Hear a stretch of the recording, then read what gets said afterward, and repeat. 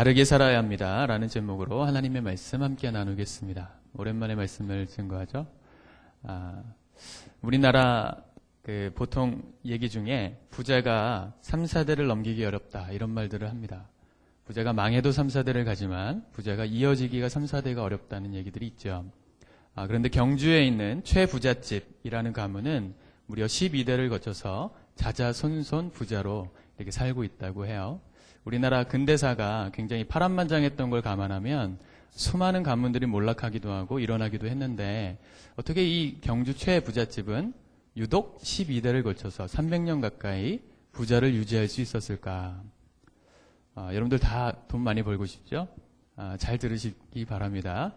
그 부자의 비밀이 무엇이었을까? 그것을 다룬 책이 몇 년 전에 베스트셀러가 되었었습니다. 경주 최부잣집 300년 부의 비밀이라는 책으로 나왔었는데 그 책에서 단순하게 이렇게 이유를 설명합니다. 그들이 그렇게 300년 넘게 부자일 수 있었던 이유가 뭐였냐면 돈을 모으는 데 있어서 분명한 원칙을 세우고 그 원칙을 지켰기 때문이라는 거예요. 예를 들면 이런 원칙이 있었습니다. 흉년에는 절대로 땅을 사지 않는다. 이런 원칙을 세우고 지켰다는 거예요. 한번 생각해 보세요, 여러분. 먹을 것이 없고 배가 고파지면 땅값이 폭락하기 마련이겠죠. 왜냐하면 당장에 먹고 살 것이 없기 때문에 이 가난한 농부들이 자기의 땅을 헐값에 내놓기 때문에 그래요. 그래서 당시에 이런 말이 있었습니다. 흰죽논, 흰죽 한 그릇에 자기의 생명과도 같은 논을 팔아야 했던 그 농부들의 농부들의 마음을 대변했던 그런 말이에요. 흰죽논. 처음 들어보죠? 우리 시대의 얘기가 아니기 때문에. 그런데 그러한 상황이 되었을 때 최부잣집 사람들이 자기가 그렇게 가지고 있는 많은 돈으로 헐값이 된 땅을 많이 매입을 했다 그러면 몇 배의 부자가 될 수 있지 않았겠어요? 그런데 절대로 그렇게 하지 않았다는 거예요. 다른 사람의 피눈물, 다른 사람의 아픔 그거 이용해서 하지 않기로 원칙을 세우고 지켰다는 것이죠. 두 번째 원칙은 이런 겁니다. 끊임없이 베푸는 삶을 살아라. 우리 집은 이렇게 자자손손 부자로 사는데 우리 집으로부터 사방백리에 굶어 죽는 사람이 있다면 우리 집 책임이다. 이렇게 생각을 하고 가훈으로 사방백리에 굶어 죽는 사람 없게 하라. 이런 원칙을 세우고 자자손손 베푸는 것에 집중했다는 거예요. 지나가는 나그네가 있으면 정성껏 대접하고 섬겼다는 것이죠. 그걸 12대에 걸쳐서 자자손손 지키다 보니까 이 집안이 무너질 만한 위기가 있을 때마다 잘 넘어갈 수 있었다는 거예요. 예를 들어서 동학혁명 때 우리나라 활빈당이라는 당이 그 부자들을 습격하는 당이 있었습니다. 불의하게 부를 추적한 부자들을 공격해서 가난한 사람들에게 물질을 나눠줬던 그 활빈당이 활동할 당시에 안 쳤던 부자가 없는데 이 경주 최부잣집만큼은 그들이 그동안에 베풀었던 인품을 이 사람들도 듣고 그 집만큼은 침략하지 않았다는 거예요. 그래서 그 집이 그렇게 자자손손 부가 이어져 내려올 수 있었다라는 것이죠. 우리나라 말에 그런 말이 있지 않습니까? 사촌이 땅을 사면 배가 아프다.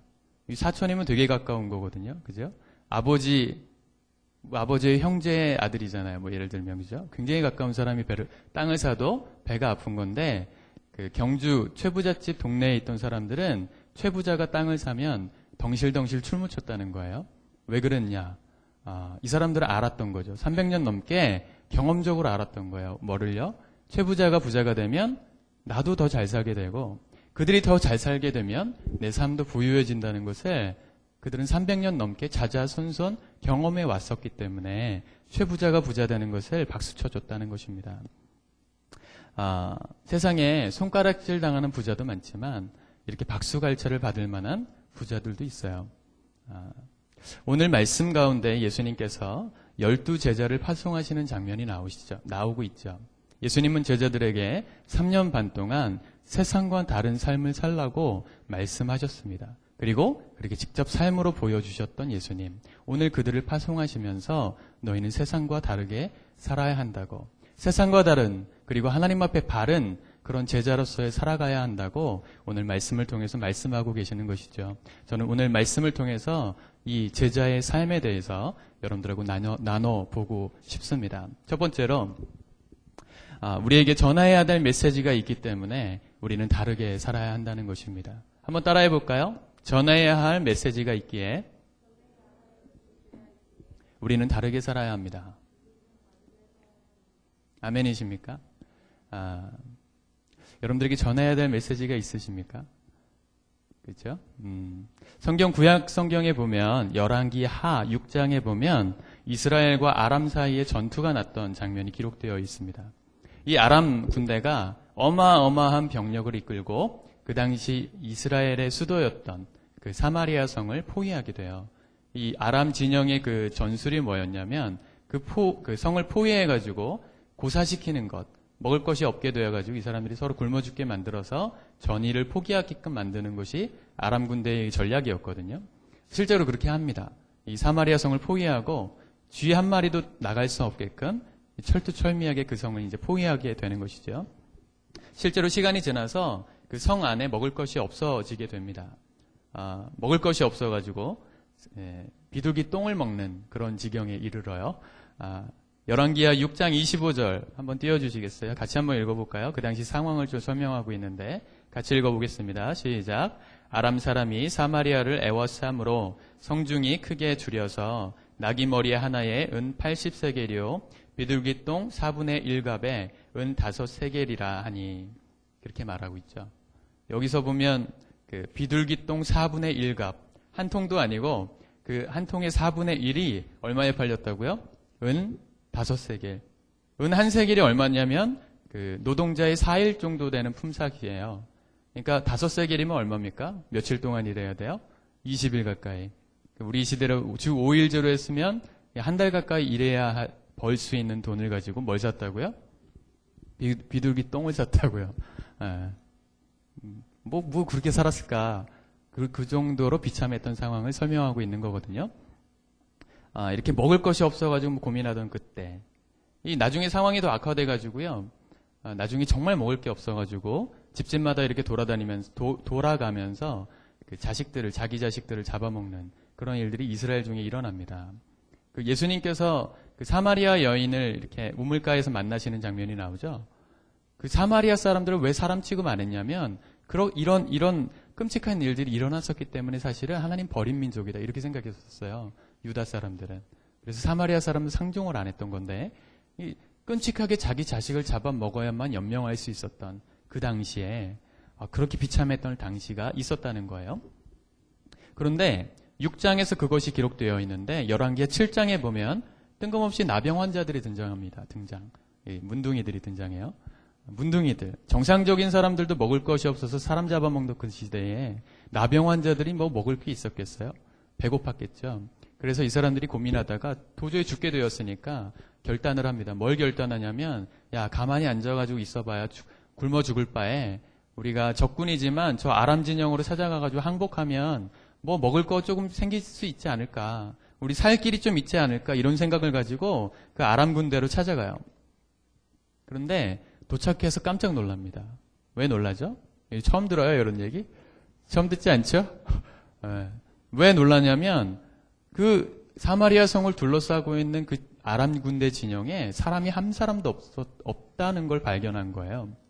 이게 어떻게 된 거냐면 하나님께서 기적을 일으키신 겁니다. 아람 군대 귓속에 군인들의 귓속에 하나님이 큰 군대가 다가오는 소리를 듣게 하세요. 그래서 이 아람 군대 사람들이 무서워가지고 자기가 가져왔던 무기, 식량, 자기들이 전투에서 얻었던 전리품들을 그 자리에 그냥 놓고 다 도망가 버리는 사건이 일어나거든요. 하나님이 기적을 통해서. 근데 그래서 그 진영이 텅 비어 있었던 거예요. 이 나병 환자들이 어떻겠습니까? 그동안에 배가 고팠던 걸 거기 널려있는 음식들을 막 먹어요. 배 터지게 먹고 주머니에 막 금은부화를 막 집어넣고 막 축제를 즐기죠. 그런데 한참 축제를 즐기다가 이 사람들이 갑자기 이런 얘기를 하기 시작합니다. 열왕기하 7장 9절 같이 한번 읽어볼까요? 열왕기하 7장 9절 같이 읽어봅시다. 시작. 나병 환자들이 그 친구에게 서로 말하되 우리가 이렇게 해서는 안 되겠도다. 오늘은 아름다운 소식이 있는 날이거늘 우리가 침묵하고 있도다. 만일 밝은 아침까지 기다리면 벌이 우리에게 미칠지니 이제 떠나 왕궁에 가서 알리자 하고 이렇게 얘기해요. 성 안에는 먹을 것이 없어서 굶어 죽어가고 있어요. 그런데 성 밖에는 먹을 게 널렸단 말이에요. 근데 성 밖에 안에 있던 사람들이 그 소식을 몰라요. 그 소식을 몰라서 자기 자식 잡아먹고 있단 그때. 근데 이 나병 환자들만 이 아람 군대가 떠났다는 걸, 이 아름다운 소식을 알았다는 것이죠. 한참 자기네끼리 파티하다가 순간 무슨 마음이 드냐면, 이거 이렇게 좋은 소식을 우리만 누리면 안 되겠다. 저 성 안에서 모르고 있는 사람들에게 전해야 되겠다. 그렇지 않으면 우리에게 화가 있겠다. 이러면서 그 성으로 가자고 지금 말하고 있는 장면이죠. 여기 아름다운 소식이라고 말하고 있는 단어, 이게 히브리어로 베소라라는 단어입니다. 한번 따라해 볼까요? 베소라. 뭐 따라해봐야 뭐가 나오진 않지만 여러분들 잠을 깨기 위하여 베소라. 이 구약 성경에 쓰인 히브리어 베소라가 그 신약 성경을 썼던 헬라어 단어로 바꾸면 뭐가 될까요? 유앙겔리온이라는 단어가 돼요. 따라해볼까요? 유앙겔리온. 이 유앙겔리온이라는 단어를 우리나라 말로 번역하면 뭐가 될까요? 여러분들이 너무나도 잘 알고 있는 복음이라는 단어가 됩니다. 사랑하는 여러분, 하나님께서 구약시대 때 복음이 무엇인지를 지금 보여주신 거예요. 우리가 믿는 복음이 무엇인지 이 아람 군대의 역사를 통해서 정확하게 말씀하고 계시는 거예요. 거기는 불행이 있어요.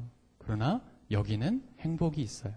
거기는 굶어 죽어가고 있어요. 그러나 여기는 하나님 안에 풍성함을 누릴 수 있는 삶이 있어요. 예수 밖에 있는 그들은 하나님과 상관없는 삶을 살지만 예수 안에 있는 우리는 하나님 안에 복을 누리는 축복을 받는 것. 그것이 바로 우리가 믿고 있는 복음의 핵심 아닙니까? 나를 사랑하셔서 십자가에서 대신 죽어주시고 영광스럽게 부활하신 예수 그리스도, 그 예수를 믿으면 구원을 받아요. 그 예수를 믿으면 하나님의 자녀가 되고 그 예수를 믿으면 천국에 갈 수 있다고 말하고 있는, 우리가 말하고 있는 이 복음, 그 복음의 내용이 오늘 이 아람 군대의 사건 가운데 똑같이 계시되어 있다는 것입니다. 그 영광스러운 복음을 오늘 제자들에게, 또 저와 여러분들에게 맡기고 계신 것이지요. 여러분들 믿으십니까? 그런데 이 장면이 참 놀랍지 않습니까? 기가 막힌 하나님의 섭리가 있어요. 그 아름다운 소식, 그 복음이라는 단어가 처음으로 등장했던 장면에서 하나님이 그 아름다운 소식을 누구에게 맡기셨어요? 나병 환자들이었어요. 똑똑하고 머리 좋은 사람한테 맡긴 게 아니에요. 여러분들 뭐 토익 시험 봐가지고 점수 따가지고 합격한 사람한테 그거 맡긴 거 아니에요. 누구에게 맡기셨어요? 나병 환자, 가장 연약하고 버림받은 사람들, 멸실천대 받았던 사람들, 온몸이 썩어 들어갔던 사람들에게 우리 하나님은 복음을 맡겨주신 것입니다. 가장 영광스러운 복음을 가장 비참한 사람들에게 맡겨주신 이것, 그것이 바로 교회에서 말하는, 우리 기독교에서 말하는 은혜이죠. 자격이 없어요. 저와 여러분들이 그렇게 맡을 자격이 없지만 그냥 우리에게 우리를 사랑하셔서 맡겨주신 그 복음, 그 영광스러운 복음이 저와 여러분들에게 있습니까? 오늘 들려져 있기를 주님의 이름으로 축복합니다. 우리는 정말 예수님 믿는 사람들이라면요, 자부심 가지셔야 해요. 내가 잘나서 갖는 자부심 아니죠. 나 아무 자격 없지만 나에게 날 사랑하셔서 날 충성되이 여기셔서 복음을 전하라고 맡겨주신 그 복음이 오늘 저와 여러분들의 손에 들려져 있다는 것입니다. 사랑하는 여러분, 오늘 말씀은 제자들이 그 영광스러운 복음을 들고 떠나가는 장면이 기록되어 있는 장면이에요. 그들이 평생 하나님의 복음 전하면서 살았어요. 세상에서 가장 소중한 메시지, 모든 사람들이 반드시 들어야 할 메시지, 죽은 사람도 살려내고 지옥 가는 인생 천국 가게 만드는 그 놀라운 영광스러운 메시지 평생 전하며 살았어요. 사랑하는 여러분, 저와 여러분들의 삶도 이 복음 맡은 자로 살아갈 수 있기를 우리 주님의 이름으로 축복합니다. 우리는 전해야 될 메시지가 있기에 다르게 살아야 합니다. 둘째로, 하나님을 의지하기에 우리는 다르게 살아야 합니다. 따라해 볼까요? 하나님을 의지하기에 다르게 살아야 합니다. 여러분들 김삿갓이라는 사람을 아세요? 김삿갓 들어봤죠? 어디선가는. 이 김삿갓은 별명이에요. 사실은 그 조선시대 풍류 시인 중에 한 사람이었던 김병연이라는 그 시인이 있었습니다.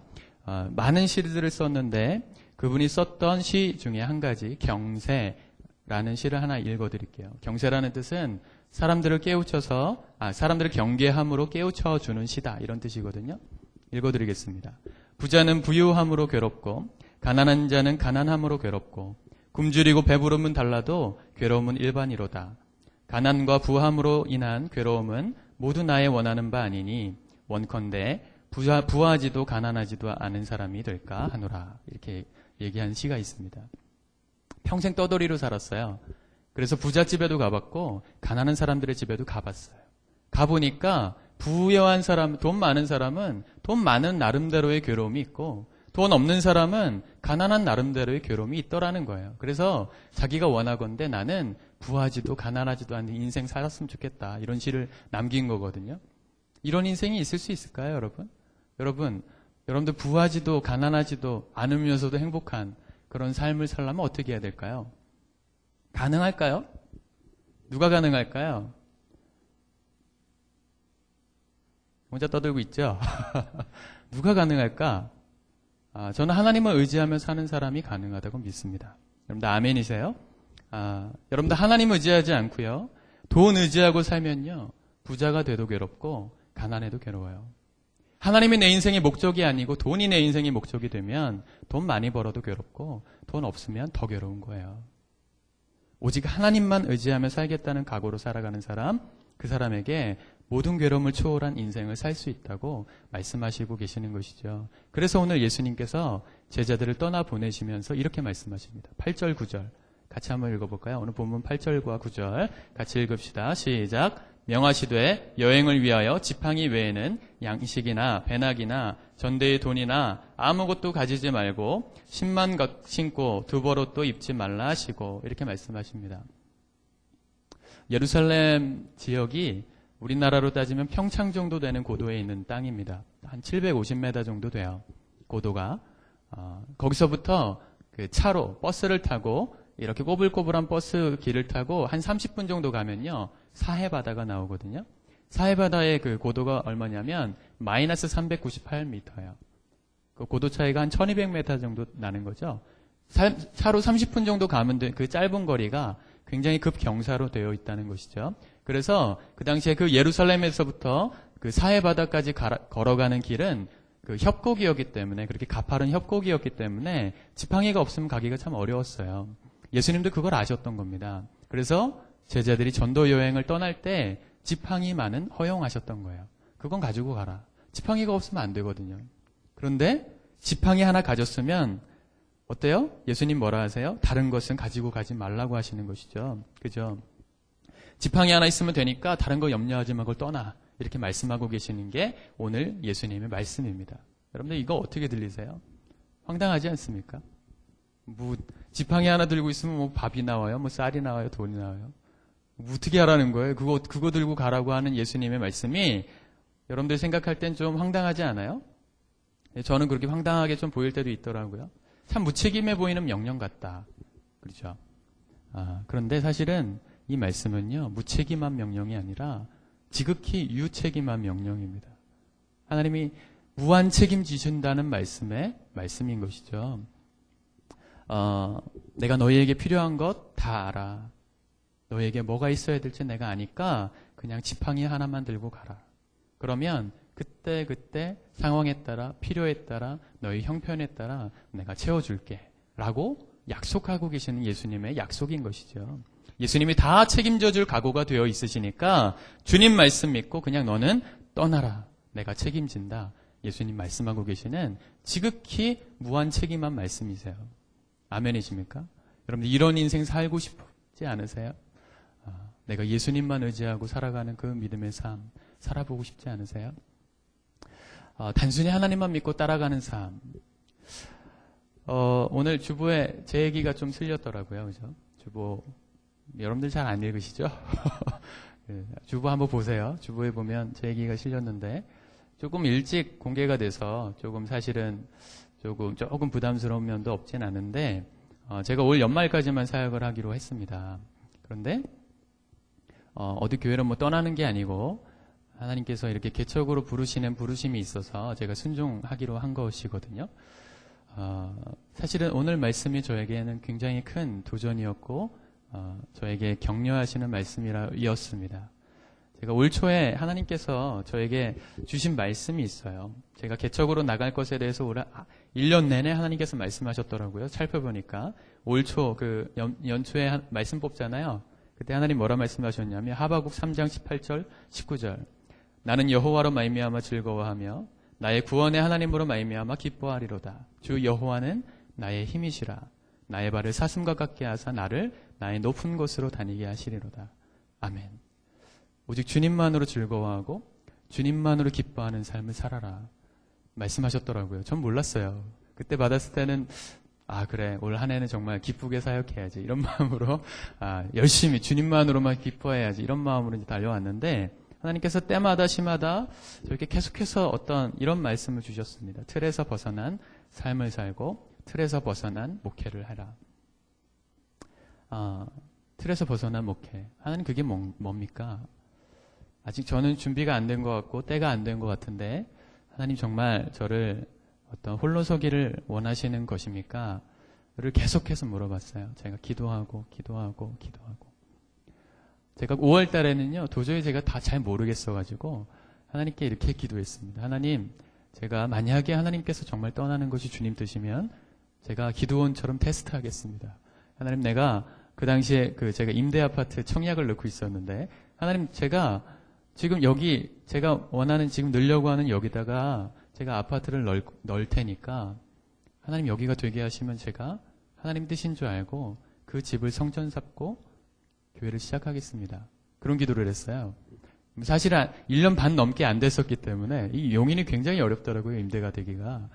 근데 희한하죠. 그 집이 정말 그 다음 달에 제가 넣었던 그 지구만 1순위에서 미달이 난 거예요. 지원자가. 그런 적이 없어요. 용인이. 근데 0.7대 1, 1순위에서 그렇게 되고 제가 거기에 예비 입주자로 들어가게 됐어요. 하나님 정말 이끄시나 보다. 하나님 진짜 내가 움직이길 원하시나 보다. 그리고 사실은 사역을 그렇다면 하나님 정말 움직이기 원하시는 거라면 내가 사역을 최대한 빨리 정리하고 개척 준비를 해야 되겠다. 이런 마음으로 사실은 6월 말에 사임을 결정을 했었습니다. 그런데 여러분들이 있잖아요. 여러분들이 생각이 나고 여러분들 어떻게 해요? 여러분들 고아처럼 버려둘 수 없으니 적어도 제 후임이 결정되고 나면 나가면 좋겠다. 그런 마음으로 제가 연말까지 있기로 했습니다. 그런데 연말까지 있으면서 하나님께서 계속해서 보여주시더라고요. 정말 가야 될 것에 대해서. 우리 8월에 여름 수련회 갔잖아요. 마커스 집회 갔었는데 그때 주제가 뭐였냐면 이런 거예요. Thinking out of the box 라고 해가지고 박스에서 벗어나서 생각해라 이런 뜻의 주제였어요. 참 갖다 잘 붙이죠. 정말 하나님께서 부르시는구나. 틀을 벗어나길 원하시는구나. 어떻게 보면 이 죽전지구촌 교회가 저에겐 안전지대죠. 여기 머물러 있으면 제가 손해볼 게 뭐가 있어요. 안전하죠. 재정적으로도 안전하고 상황적으로도 안전해요. 그런데 하나님 그걸 벗어나기 원하시더라. 그러면서 계속해서 보여주셨습니다. 카툰 같은 걸 교회를 부탁해 라는 카툰을 보게 하시고 아세요? 인터넷에 한번 교회를 부탁해 쳐보세요. 되게 재미있는 만화가 있어요. 그것도 보게 하시고 거기서 교회의 본질이 뭔가 그리고 올 한 해 동안의 강소형 교회, 강하지만 작은 교회 이런 교회들에 대한 비전을 계속해서 말씀하셨습니다. 하나님께 제가 서원하면서 기도했잖아요. 하나님 제가 그 집이 되게 하신 그 집에서 제가 교회를 시작하겠습니다. 했잖아요. 정말 그렇게 시작하기 원하시나 보다. 그래서 제가 이제 들어가게 되는 서천지구의 아파트에 크진 않지만 그 집에서 개척을 하려고 마음을 먹었습니다. 사실은 주변에서 많이 말렸습니다. 뭐 좋다고 권면하겠습니까? 제가 돈을 많이 버는 사람도 아니고 돈이 많이 쌓아둔 사람도 아니고 당장 제 밥벌이 제가 해야 하고 제가 여러 가지 투쟁하면서 교회를 해야 되니까 이렇게 갖춰진 것도 없고 또 하나님께서 제게 주신 도전이 굉장히 좀 구체적인 거였어요. 사실은 기존에 이렇게 우리 담임 목사님께서는 정말 저를 많이 배려해 주셔가지고 여러분들에게 11월 한 달 동안 설교해가지고 여러분들 데리고 갈 사람들이 있으면 데리고 가라고 그렇게 말씀하셨거든요. 근데 제 안에 그런 마음이 없어요.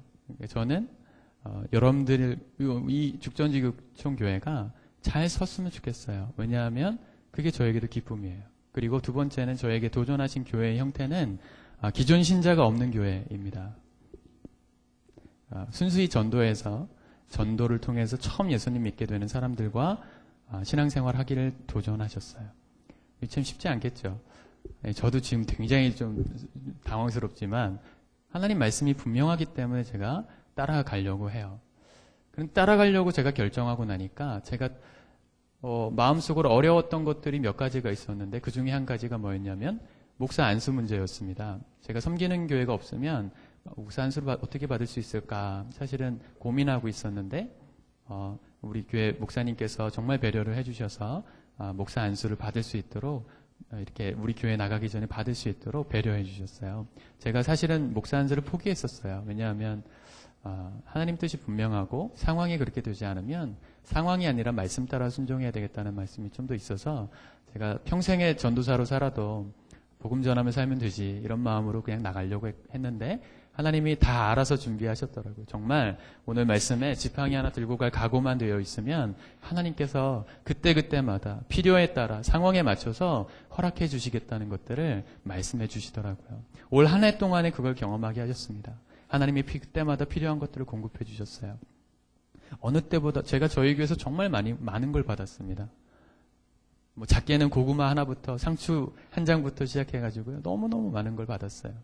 이 넥타이 메고 있는 것도 받은 거고 와이셔츠도 받은 거고 이 겉에 입고 있는 건 이건 예복이지만 다 많은 걸 받았어요. 어떤 분은 양복도 사주시고 많은 것들을 사주셨어요. 하나님께서 왜 그렇게 부담스럽게 내게 채우셨을까? 하나님이 내 삶을 채우실 뿐만 아니라 부족한 저를 통해서 남의 쓸 것도 채우는 그런 기적도 거의 올 한 해 동안 매달 경험하게 하셨어요. 하나님이면 되는 거구나. 주님이면 가능한 거구나. 사랑하는 여러분, 하나님께서 저와 여러분들의 인생을 책임져 주실 줄 믿으세요? 안 믿으세요? 믿으시면 아멘 한번 해보겠습니다. 믿으십니까? 아멘이시죠? 여러분들, 어제 그 예성이가 돌잔치 했는데, 까난하게 부모님들 얘기하는 거 들어보면 되게 황당해요. 뭐가 황당하냐면, 이제 애가 말도 못하고 엄마 젖 빨고 있는 그 애를 보면서 엄마 아빠는 무슨 얘기해요? 얘를 어디 유치원에 보냈으면 좋겠고, 얘를 운동선수를 만들어 말어, 뭐 이런 고민하잖아요. 그러면서 그 아이에게 필요한 것들을 미리미리 생각하고 준비하지 않습니까? 왜 그렇게 해요? 부모니까요. 부모는요, 자식에게 있어야 될 걸 먼저 잘 알고 있어요. 미리 준비하고 있어요. 가장 좋은 것으로 채워주려고 미리 준비하고 있단 말이에요. 그 하나님 아버지가 저와 여러분들의 아버지 아니에요? 그 하나님 아버지가 아니고 삼촌이라 그러면 문제가 되겠지만 그 하나님 아버지가 내 진짜 아버지라면 뭐가 문제겠어요? 뭐가 걱정이에요? 문제될 거 아무것도 없습니다. 세상 사람들은요, 이 기가 막히게 좋으신 하나님 아버지를 모르기 때문에 수단 방법 안 가리고 돈 모으고 다른 사람들 눈에서 피눈물 나게 만들어서 돈 착취하고 살아요. 여러분들 그렇게 산다고 돈 많아진다고 행복할까요? 아까도 봤지만 부에도 괴롭고 가난에도 괴롭다니까. 하나님께서 이끄시는 삶, 주님 의지하고 살아가는 삶, 그게 우리에게 유일한 행복의 길임을 믿으시길 바랍니다. 돈으로 사는 삶이 아니라 오직 아버지 하나님을 믿는 믿음으로 살아가는, 그래서 세상 가운데 다르게 사는 저와 여러분들이 됐으면 좋겠습니다. 마지막으로 한 가지만 더 나누겠습니다. 세상을 변화시키기 위해서 우리는 다르게 살아야 합니다. 마지막으로 한 번만 더 따라해 봅시다. 세상을 변화시키기 위해 우리는 다르게 살아야 합니다. 7절을 같이 읽어볼까요? 7절, 본문 7절 시작. 12제자를 부르사 둘씩 보내시며 더러운 귀신을 제어하는 권능을 주시고. 아멘.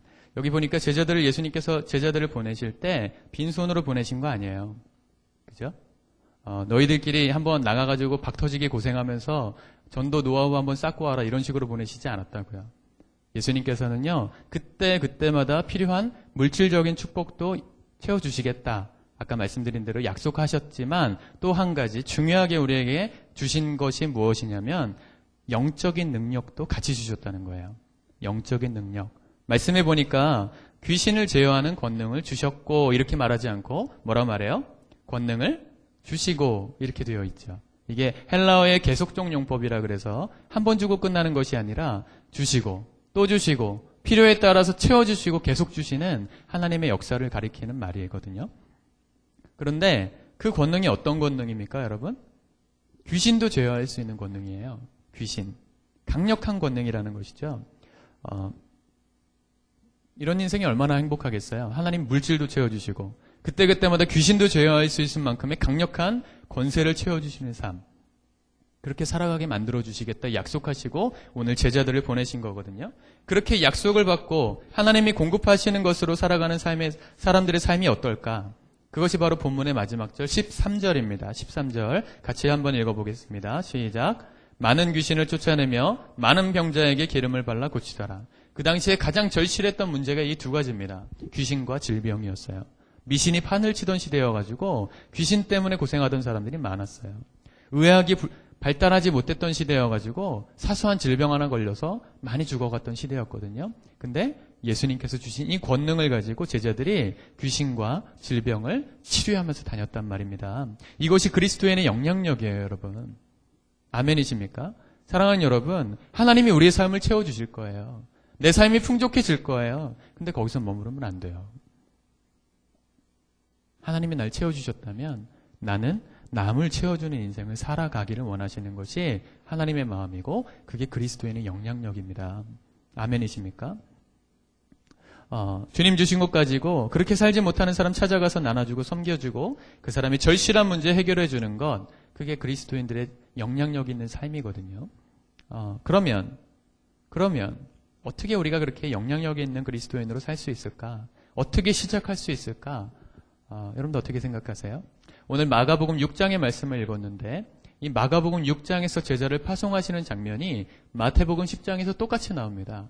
근데 그 마태복음 10장 마지막 절, 이 말씀 오늘 나오진 않지만 병행 구절인 마태복음에 보면 마지막 절에 예수님께서 이렇게 말씀하세요. 마태복음 10장 42절 마지막으로 같이 한 번만 읽어보겠습니다. 시작. 또 누구든지 제자의 이름으로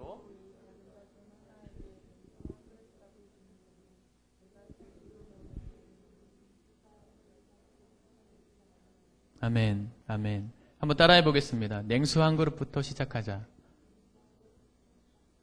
다 따라할 때까지. 냉수 한 그릇부터 시작합시다.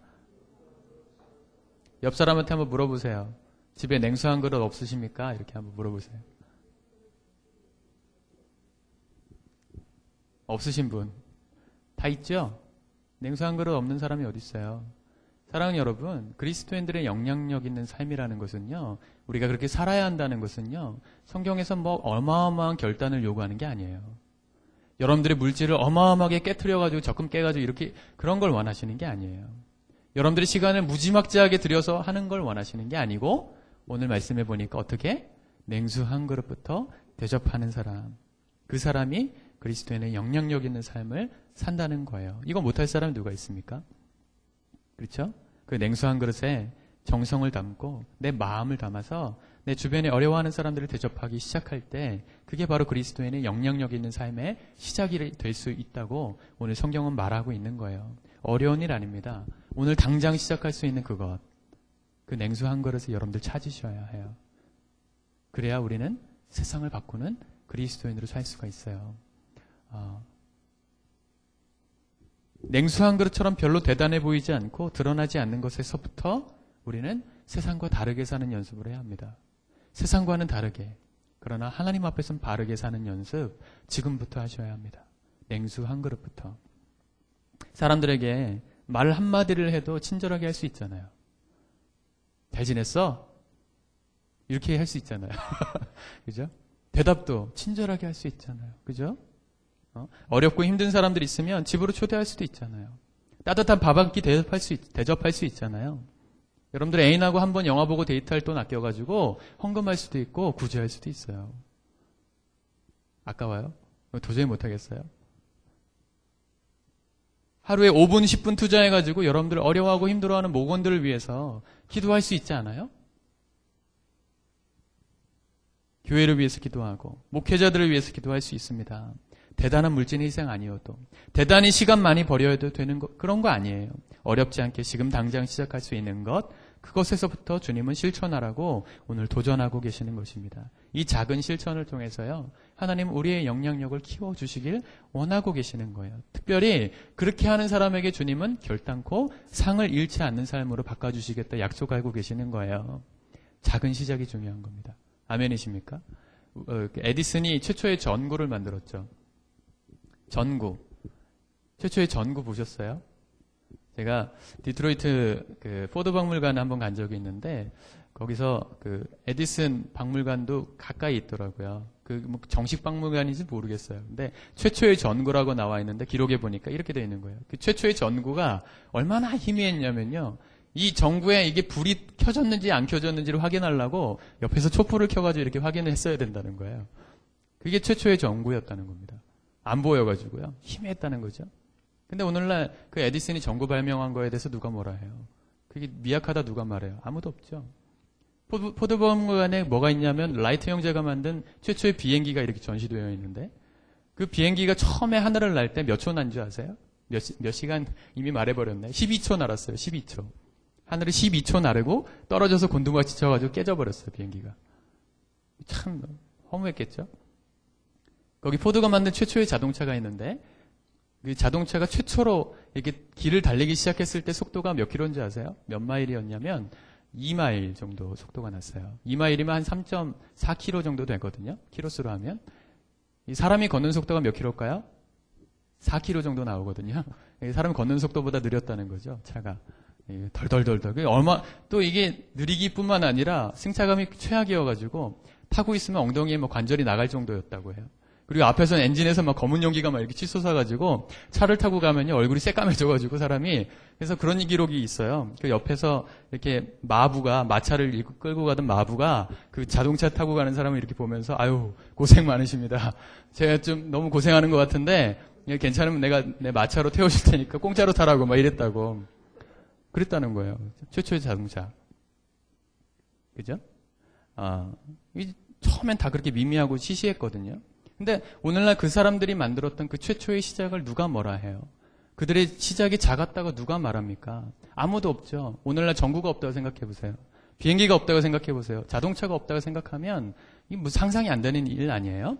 그런데 그것들의 시작도 그렇게 사소한 것, 시시한 것, 미약한 것에서부터 시작했기 때문에 이렇게 발전할 수 있었던 겁니다. 사랑하는 여러분, 우리가 그 냉수 한 그릇같이 작고 시시하고 보잘것없는 것, 그거 하나 실천할 때 하나님은요, 그걸 실천하는 우리를 보시고 우리의 영향력을 채워주시기 시작해요. 하나님 주신 거 하나 가지고 채우고, 하나님은 이걸 보시고 더 큰 걸 채워주시고, 그래서 나도 풍성해지고, 나로 인해서 다른 사람도 풍성하게 만드는 삶, 그게 그리스도인들의 영향력입니다. 사랑하는 여러분, 세상을 변화시키는 게 우리 지구촌교회 비전 중에 한 가지죠.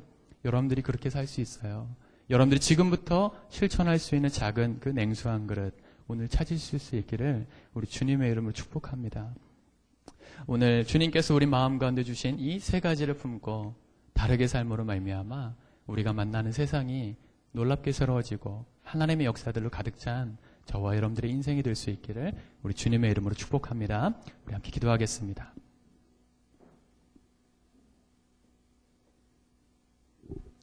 우리 시간 두 가지 제목을 가지고 함께 기도했으면 좋겠습니다. 여러분, 우리가 세상과는 다르게 그러나 하나님 앞에선 바르게 살기 위해서 내가 오늘 당장부터 실천할 수 있는 그 냉수 한 그릇이 무엇인지 오늘 이 시간 기도하면서 한번 물어보셨으면 좋겠습니다. 하나님, 내가 이 자리를 떠나는 순간부터 내가 실천할 수 있는 그것 하나님 찾을 수 있도록 도와주십시오.